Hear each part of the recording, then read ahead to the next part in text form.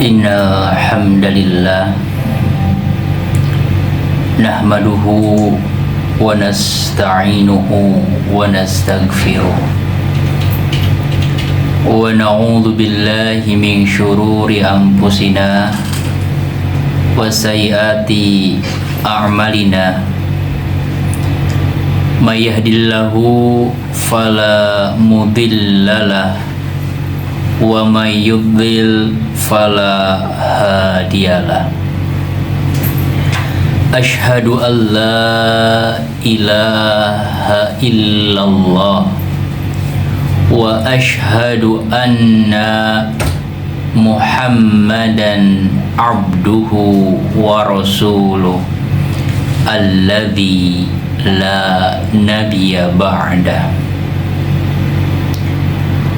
Allahumma salli wa sallim ala nabiyyina Muhammadin wa ala alihi wa ashabihi wa man tabi'ahum bi ihsanin ila yaumiddin.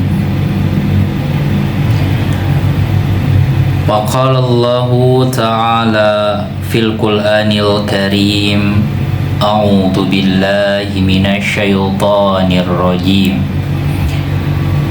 Ya ayyuhalladzina amanu taqullaha haqqa tuqatih wa la tamutunna illa wa antum muslimun. Alhamdulillah, segala puja dan puji hanyalah milik Allah Subhanahu wa ta'ala yang masih menjaga cahaya keimanan dalam relung-relung hati kita, sehingga cahaya itu masih menyinari setiap ayunan langkah kaki kita. Keimanan itulah yang mendorong diri kita untuk melaksanakan perintah-perintah Allah dan menjauhi larangan-larangan Allah. Cahaya keimanan yang membimbing kita untuk melihat bahwa kehidupan dunia ini adalah sebuah jembatan untuk menuju negeri keabadian. Keimananlah yang memberikan sebuah bisikan bahwa dunia itu bukanlah tempat tinggal, tetapi tempat meninggalkan. Keimanan memberikan sebuah bisikan kepada kita bahwa kita hidup di dunia ini tidaklah akan abadi. Lembaran-lembaran sejarah telah berlalu. Orang-orang yang dulu pernah berjaya, orang-orang yang memiliki kekuasaan, orang-orang yang dulu dengan fisik yang prima, kuat, dengan mentalitas dan vitalitas yang kuat, semuanya tunduk patuh dalam sunnatullah. Ada kehidupan dan ada kematian. Keimananlah yang memberikan sebuah cahaya petunjuk bahwa kehidupan yang abadi yang sebenarnya adalah di akhirat kelak. Cahaya keimanan yang memberikan sebuah petunjuk agar kita benar-benar berbekal untuk menuju kehidupan setelah kematian. Oleh karena itu Rasulullah Shallallahu Alaihi Wasallam bersabda, Al-kaisu mandana nafsahu wa amila lima ba'dal maut. Orang yang cerdas adalah orang yang mampu menundukkan hawa nafsunya dan beramal untuk kehidupan setelah kematian. Salawat serta salam senantiasa tercurah limpahkan kepada teladan kita, inspirator dalam setiap lini kehidupan bagi siapapun yang ingin mencari keteladanan, bagi siapapun yang ingin mencari sebuah petunjuk bagaimana kita mengisi kehidupan yang sesungguhnya. Itulah Nabi Muhammad Sallallahu Alaihi Wasallam, teladan abadi, inspirator untuk setiap zaman yang bergulir, waktu yang senantiasa berputar. Rekan Dakta, kembali lagi dalam program Mutiara Hikmah, insya Allah dalam 1 jam ke depan. Masih di Dakta Radio, bijak berinformasi, cerdas berinteraksi, satu suara berjuta telinga. Dengan saya Misbahuddin, anggota pimpinan daerah Persatuan Islam Persis Kota Bekasi. Rekan Dakta yang dirahmati oleh Allah Subhanahu wa Ta'ala, salah satu ujian keimanan, salah satu hal yang menjadi sebuah pelajaran penting untuk menguji keyakinan dan keimanan kita adalah bagaimana kita mengimani dengan sepenuh hati, dengan totalitas sepenuh jiwa, sebuah peristiwa Isra dan Mi'raj, perjalanan agung di antara langit dan cinta ilahi. Sebuah kejadian yang menantang akal bagaimana untuk bisa memahami hal tersebut. Sebuah mukjizat untuk melemahkan akal manusia yang memberikan sebuah petunjuk bahwa akal manusia itu begitu terbatas. Maka dari sinilah kita bisa memahami bagaimana pentingnya agar kita menanamkan keimanan, agar kita mendidik anak-anak kita mengenalkan keimanan kepada Allah Subhanahu wa Ta'ala.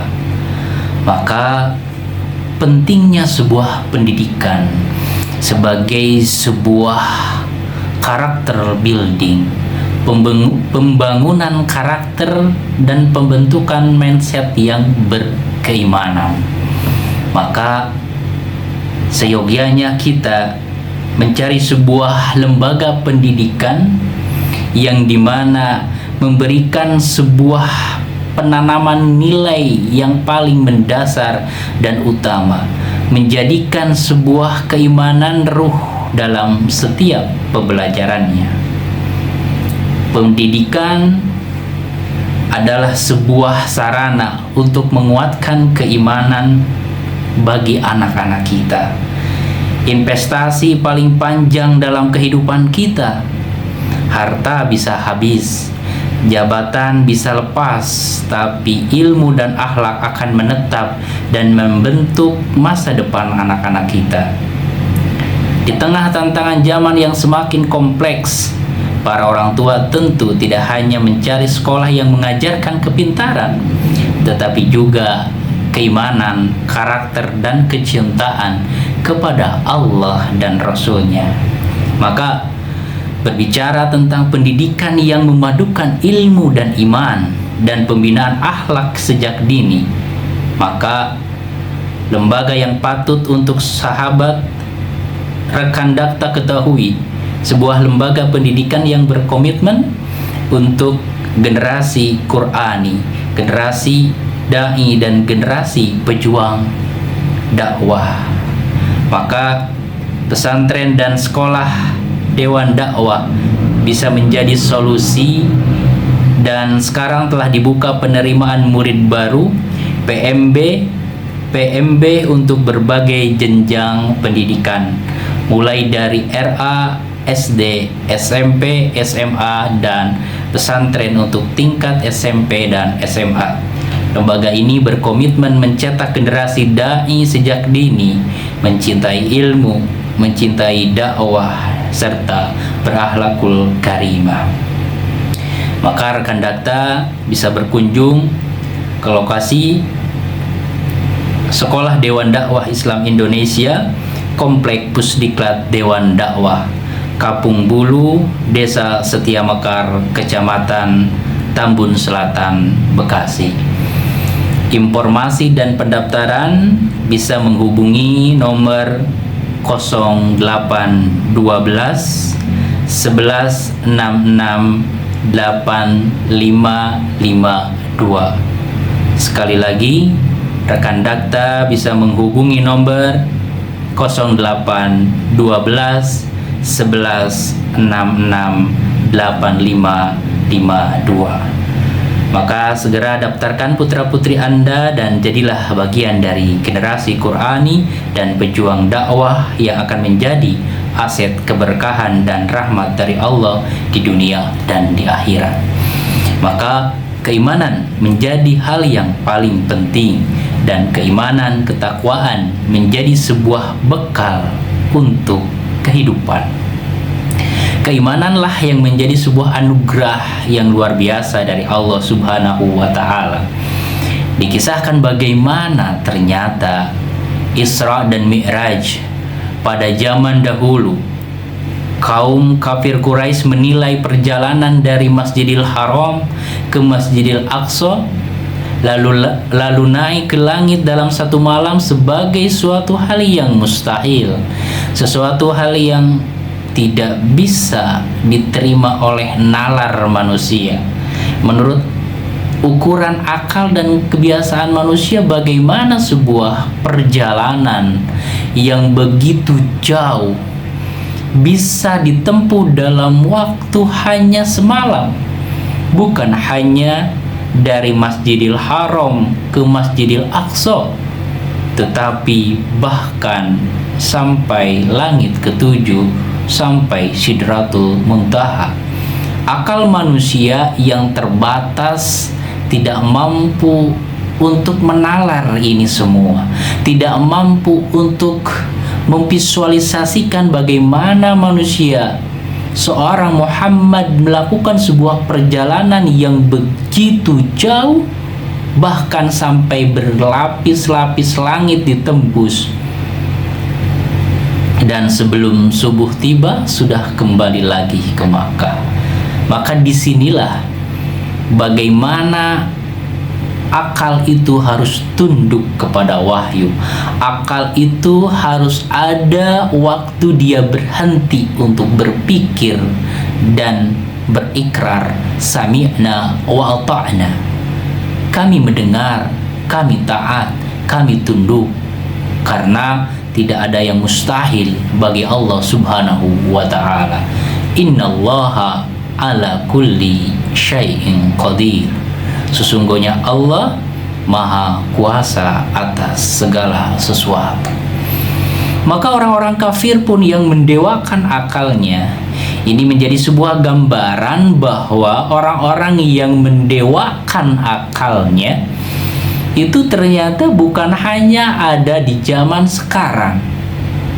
Orang-orang yang mendewakan akalnya, yang angkuh dengan kecerdasannya, yang angkuh dengan intelektualnya, memberikan sebuah statement yang kontroversi. Al-Quran itu harus direvisi karena sudah tidak sesuai lagi dengan konteks zamannya, dan lain sebagainya dari syubhat yang sekilas seolah-olah itu intelektual banget. Inilah ujian di mana manusia harus menyeimbangkan antara akal dan wahyu. Di zaman kafir Quraisy pada saat itu, mereka meledek, mengejek Rasulullah dengan peristiwa tersebut. Kami menempuh perjalanan ke Sam itu harus berbulan-bulan lamanya. Lalu Muhammad mengaku pergi dan kembali hanya dalam satu malam. Dari Mekah ke Masjidil Aqsa, dari Masjidil Haram ke Masjidil Aqsa, dan ke langit ketujuh dalam waktu satu malam. Penilaian mereka bertumpu pada logika materi, bukan pada keyakinan, keimanan bahwa Allah itu maha kuasa atas segala sesuatu.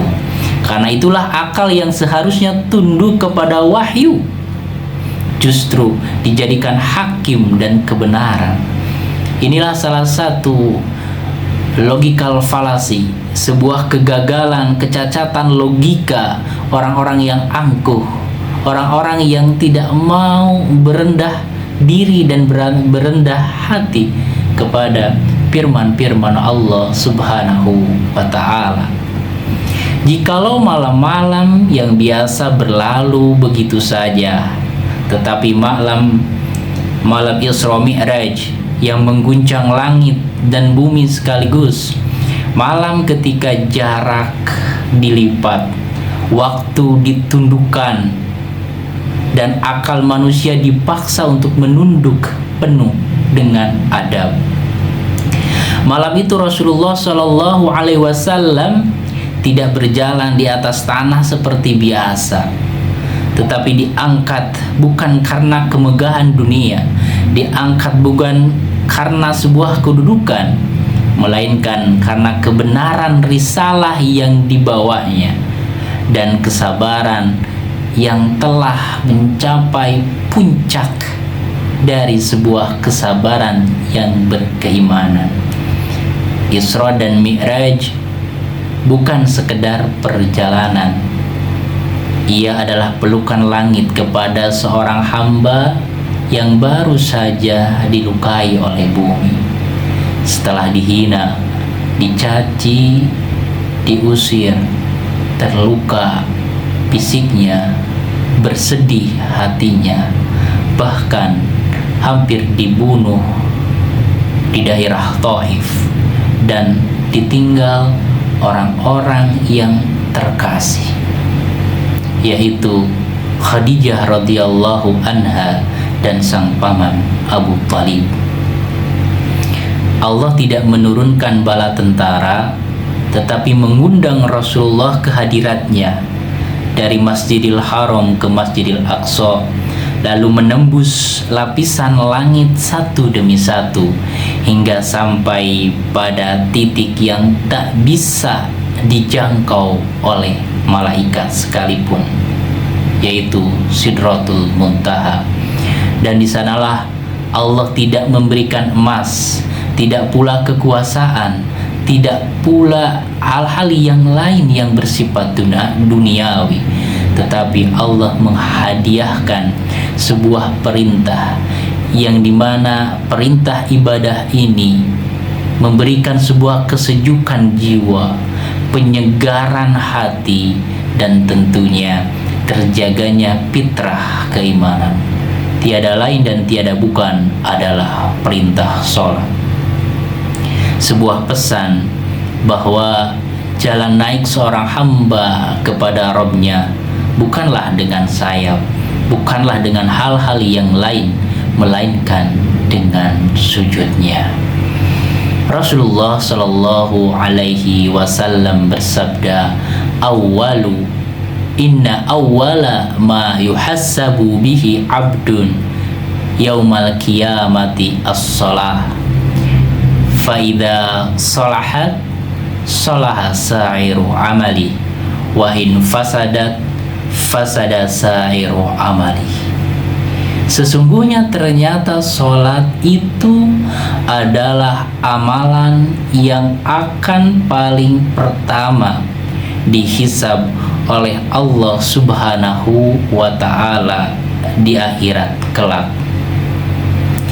Apabila sholatnya baik, sholatnya penuh dengan kehusuan, maka akan baiklah seluruh amalan-amalannya. Dan sebaliknya, apabila seseorang melalaikan sholat, apabila seseorang hanya melaksanakan gerakan sholat, tidak ada sebuah hadirnya hati dalam sholat tersebut, maka sungguh akan buruklah, akan rusaklah seluruh amalan-amalannya. Maka sholat menjadi sebuah hadiah yang terindah dalam kehidupan, sebagai bukti kelemahan diri kita dalam menapaki jalan kehidupan ini. Sholat menjadi bukti bahwa kita itu senantiasa membutuhkan Allah Subhanahu wa Ta'ala. Peristiwa Isra Mi'raj, mukjizat terbesar kedua setelah Al-Quran, i'jazul aqli, yaitu melemahkan akal di luar nalar manusia. Maka disinilah kita mengambil sebuah poin penting, bahwa memang akal itu bekerja berdasarkan pengalamannya, berdasarkan interaksi kita dengan kehidupan yang ada dalam ruang, waktu, dan sebab akibat. Mukjizat bekerja di luar batas tersebut, ya, karena mukjizat bersumber dari zat pencipta hukum itu sendiri. Sebagaimana halnya Ibrahim alaihissalam ketika dilemparkan ke dalam kobaran api, maka secara hukum alami, secara hukum akal, bahwa api itu pasti panas dan membakar. Tetapi ketika Allah berkehendak terhadap segala sesuatu, maka di sanalah kekuasaan Allah tidak terikat oleh hukum alam yang berlangsung di alam dunia ini. Maka hal ini bukanlah antara benar dan salah saja, ya, tetapi antara terbatasnya akal, ya, dengan sesuatu yang tak terbatas, yang tidak bisa dicerna oleh akal. Analogi sederhananya adalah akal manusia seperti penggaris 30 cm. Nah, itu akal manusia, keterbatasan akal manusia. Sedangkan mukjizat itu adalah seperti jarak yang begitu jauh, bukan hanya jarak seperti penggaris yang hanya mungkin 30 cm, tetapi mukjizat itu adalah sebuah jarak yang begitu jauh antar bintang, ya. Maka ketika penggaris itu dipakai untuk mengukur jarak dari bintang ke bintang, bukan penggarisnya yang salah, tetapi kemampuan dan kadar dari penggaris itu yang nggak bisa mengukur, ya, ukuran dengan jarak yang begitu jauh. Tapi yang menjadi alat ukurnya itu, ya, adalah keimanan kepada Allah Subhanahu wa Ta'ala, keimanan bahwa Allah Maha Kuasa atas segala sesuatu. Rekan dakta yang dirahmati oleh Allah Subhanahu wa Ta'ala, maka selanjutnya hal-hal yang mengundang pikiran kita untuk merenung lebih dalam kecepatan Isra dan Mi'raj dan keterbatasan akal itu sendiri. Isra Mi'raj terjadi dalam satu malam, dari Makkah ke Baitul Maqdis, lalu menembus langit. Bagi akal manusia, masa itu perjalanan dari Makkah ke Syam ya, itu membutuhkan waktu berbulan-bulan lamanya. Pada saat itu akal manusia hanya baru nyampe dengan sesuatu hal yang lumrah biasa gitu.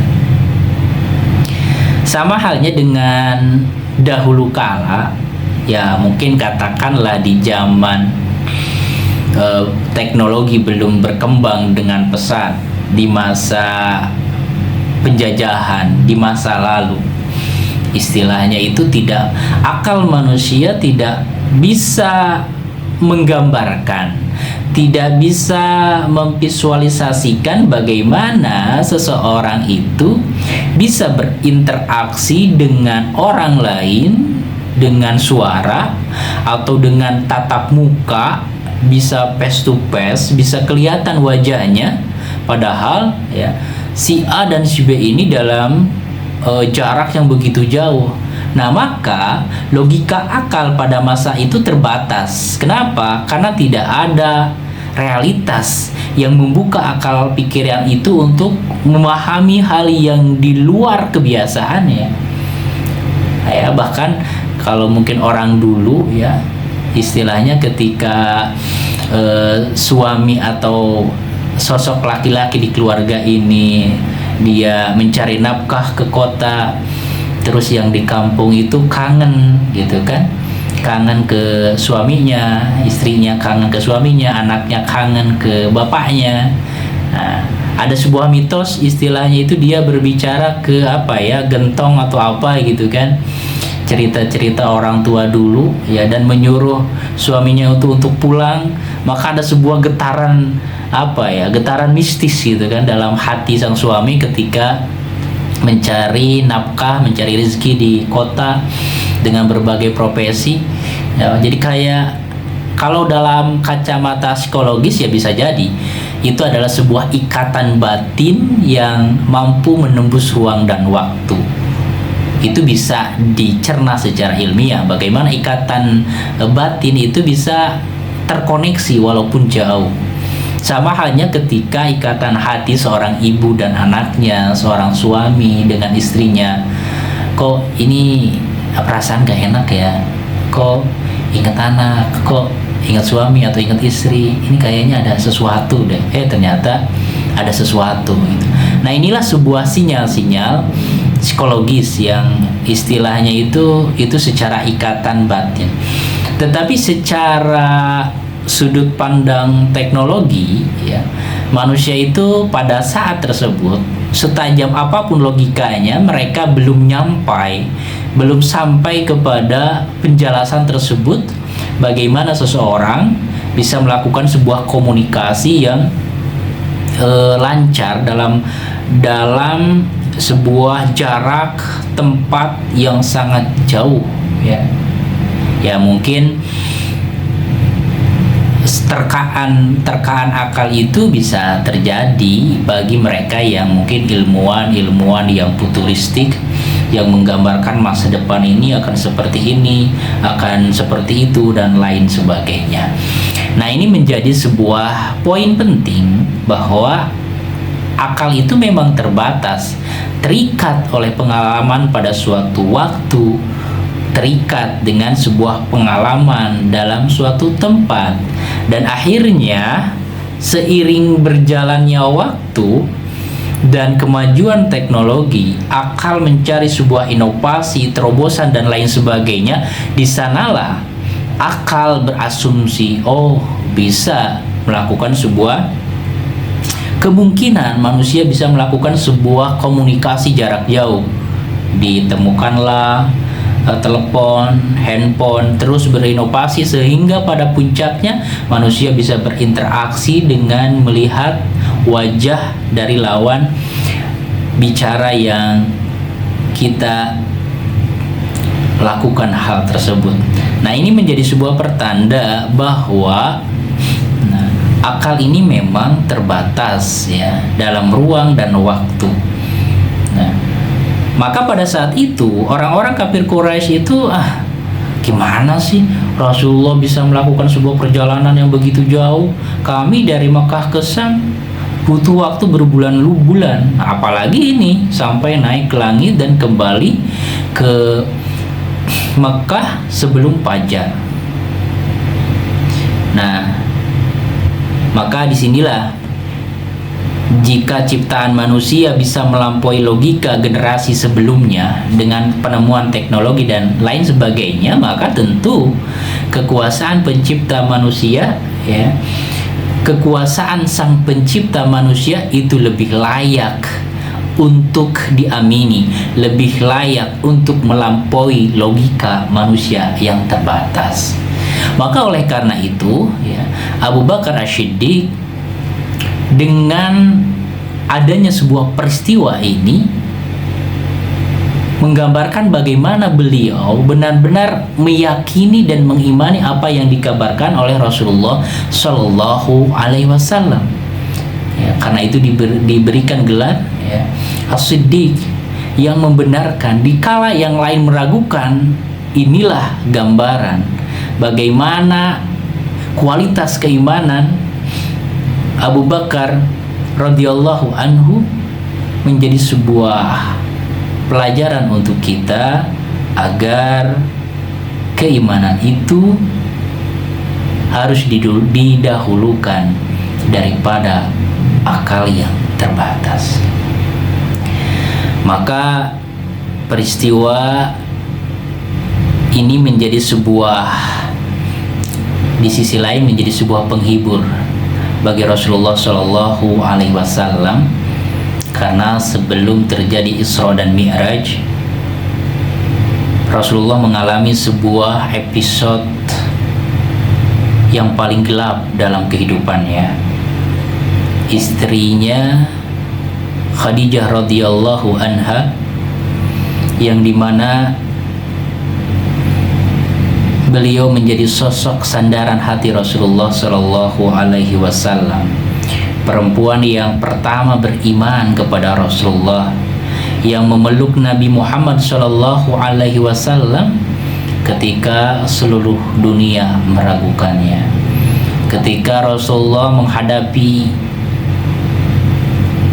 beratnya ketika menerima wahyu Allah Subhanahu wa Ta'ala.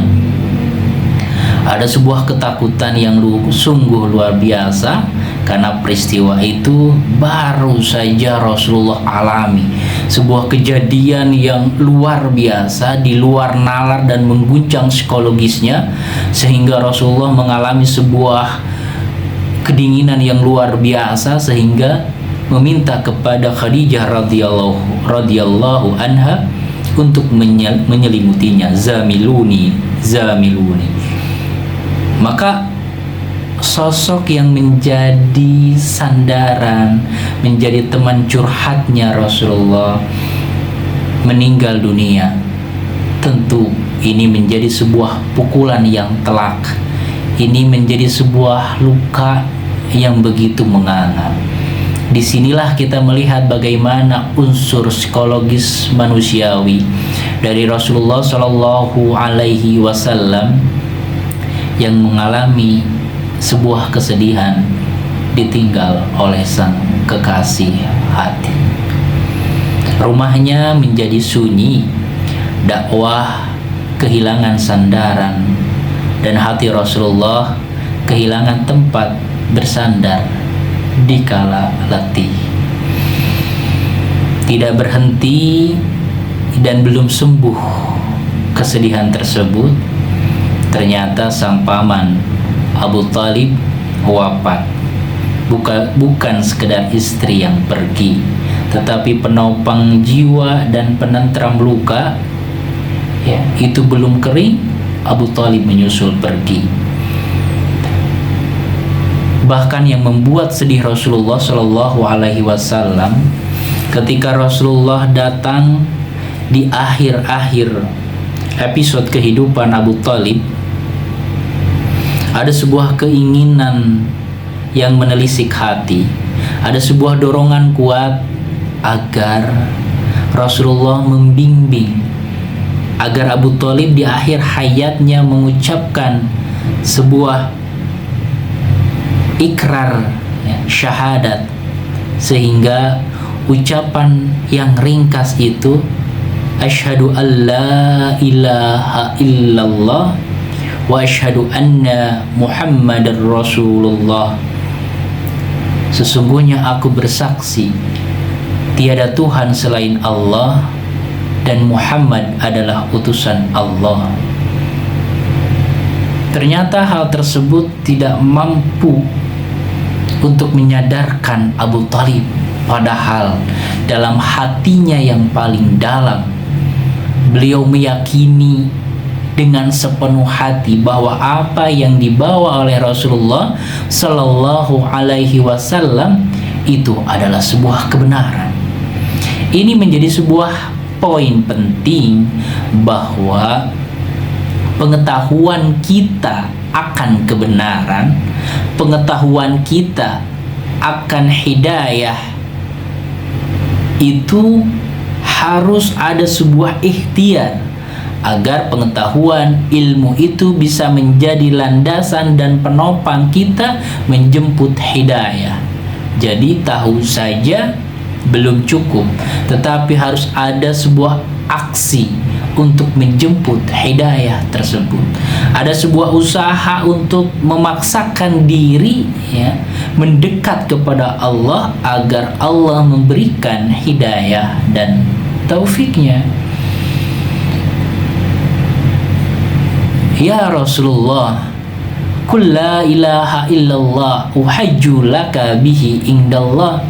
Wahai pamanku tercinta, ucapkanlah la ilaha illallah uhajju laka biha indallah.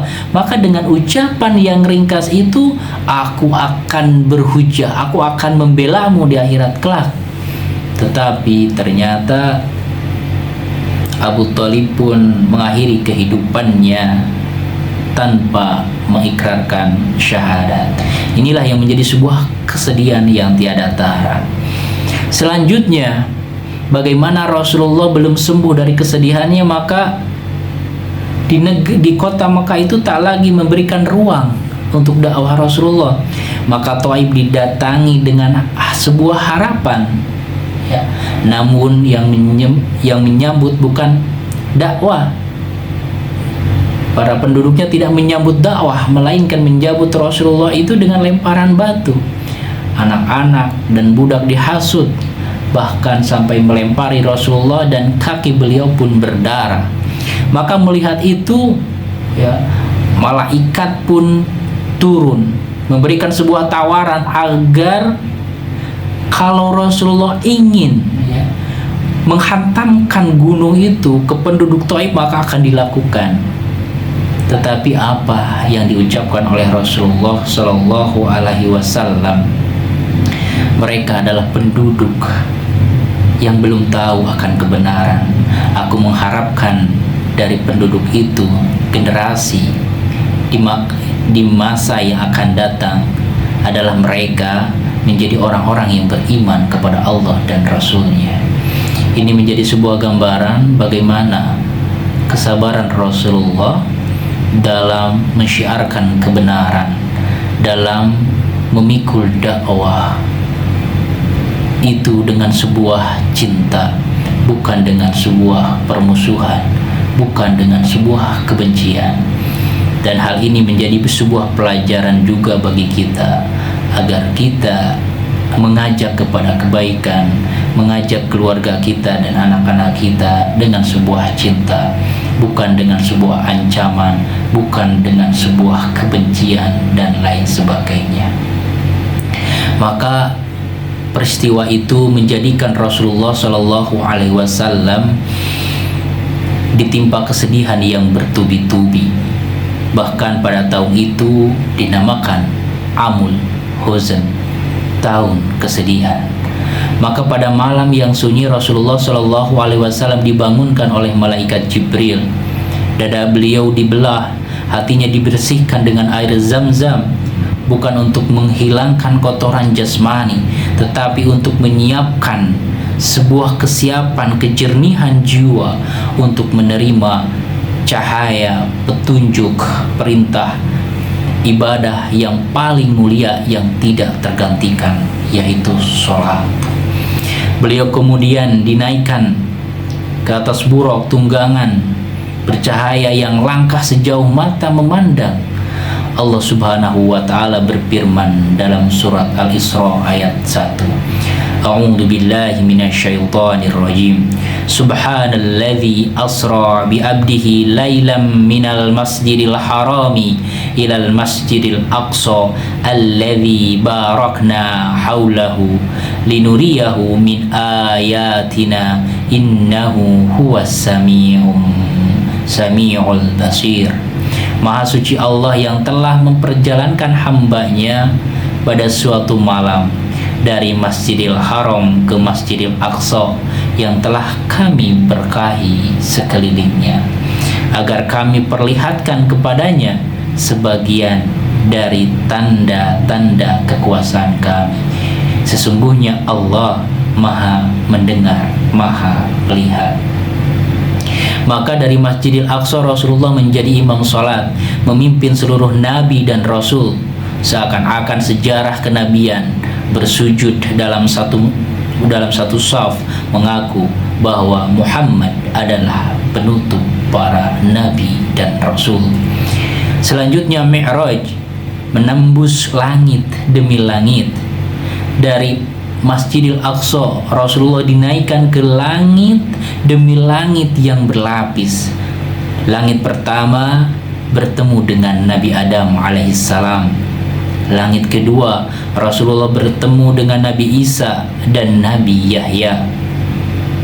Maka perjalanan pun masuk ke langit yang ketiga dan beliau bertemu dengan Nabi Yusuf alaihissalam. Rasulullah pun naik ke langit keempat dan bertemu dengan Nabi Idris alaihissalam. Dilanjutkan lagi ke langit yang kelima, beliau bertemu dengan Nabi Harun alaihissalam. Dan dilanjutkan ke langit yang keenam, Nabi Muhammad bertemu dengan Nabi Musa alaihissalam. Dan di langit ketujuh, Rasulullah bertemu dengan Nabi Ibrahim alaihissalam. Hingga akhirnya Rasulullah mencapai Sidratul Muntaha, batas terakhir makhluk. Disinilah kewajiban sholat diperintahkan oleh Allah Subhanahu wa ta'ala. Dalam hadis yang diriwayatkan oleh Imam Bukhari Muslim, furidat alayya salatu khamsina salata faraja'tu bidzalika hatta marartu ala Musa. Maka sholat diwajibkan atasku 50 kali, lalu aku kembali hingga bertemu Musa, sampai Rasulullah naik turun untuk meminta sebuah keringanan dari Allah Subhanahu wa ta'ala. Dan akhirnya sholat pun diwajibkan 5 kali dalam sehari, 5 kali dalam sehari semalam. Maka ada sebuah pelajaran yang penting dari kisah ini. Sholat merupakan sebuah hadiah yang langsung dari Allah Subhanahu wa ta'ala, dengan sebuah perjalanan yang penuh dengan kemukjizatan. Sholat adalah mi'raj, sebuah tangga orang yang beriman. Sholat menjadi sebuah ibadah agar dirinya bersih dari berbagai kotoran jiwa, agar ruh spiritualnya naik ke tingkatan yang lebih tinggi. Sebagaimana hadis Jibril, tingkatan yang paling mendasar itu adalah Islam, selanjutnya adalah iman, sebuah keyakinan dalam hati. Maka setiap orang yang beriman dia pasti berislam, tetapi tidak setiap orang yang Islam itu dia beriman dengan sepenuh hati.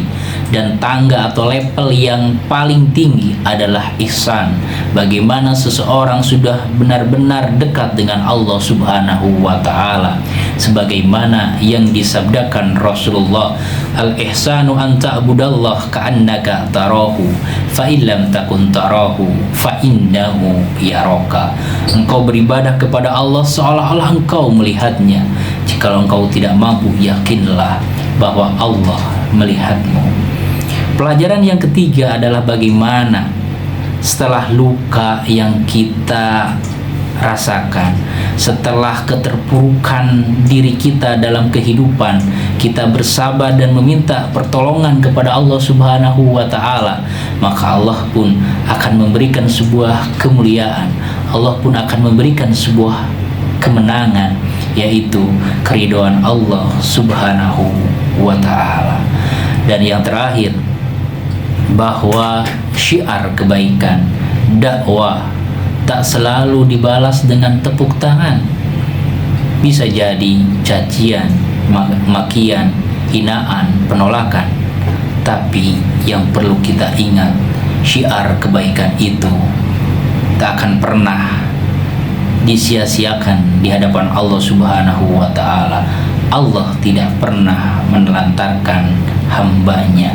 Wa inna ila rabbika muntaha, dan sesungguhnya kepada Tuhan mula segala sesuatu berakhir. Demikian rekan dakta yang dirahmati oleh Allah Subhanahu wa Ta'ala, sebuah renungan sederhana akan perjalanan agung di antara langit dan cinta ilahi yang dilaksanakan oleh Rasulullah Shallallahu Alaihi Wasallam. Dan semoga hal ini memberikan sebuah poin penting agar kita menjaga sholat kita, karena sholat adalah sebuah ibadah yang kedudukannya tidak bisa digantikan dengan yang lain. Sholat bisa menjadi sebuah penentu bagaimana kualitas kehidupan kita. Jika sholat kita berkualitas, maka yakinlah kehidupan, pemikiran, ucapan kita pun akan berkualitas. Dan sebaliknya, ketika kita sholat dengan tanpa kehadiran hati, sholat hanya sebatas gerakan yang begitu kering, atau bahkan kita menyia-nyiakan sholat, maka jangan salah, kita hidup dalam kegelapan, jauh dari ketenangan, jauh dari petunjuk Allah Subhanahu wa Ta'ala. Demikian yang bisa saya sampaikan. Saya Misbahuddin mohon pamit undur diri dari ruang dengar dakta sekalian. Assalamualaikum warahmatullahi wabarakatuh.